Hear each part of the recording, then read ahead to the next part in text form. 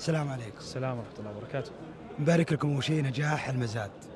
الحمد لله اليوم كان مزاد ناجح بكل المقاييس، ونشكر جميع الحضور والمشاركين معنا اليوم، ونتطلع إن شاء الله لمزادات قادمة بحول الله. طيب وش سر نجاح شركة الكباء في المزادات؟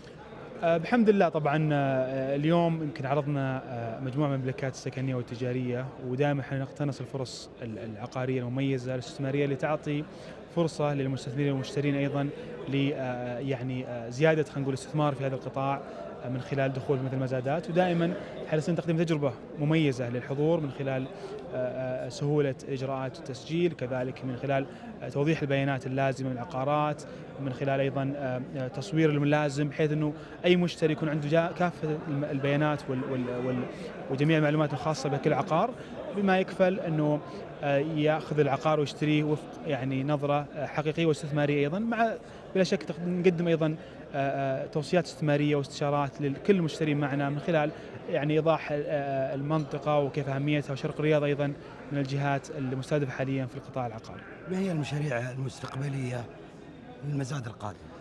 طبعا بحمد الله يعني في عدد مشاريع نحمل عليها حاليا، وحريصين انه يكون في ظهور اعلامي ايضا لها بشكل جميل جدا. حاليا لدينا عدة مشاريع ان شاء الله في جنوب الرياض ايضا، وفي ايضا في منطقة جدة، في منطقة مكة المكرمة مدينة جدة، وان شاء الله قريبا يتم الاعلان عنها بحول الله. الله يقويكم. ما قصرت، شاكر لكم مشاركتكم، يعطيكم العافية. يعطيك العافية. شكرا.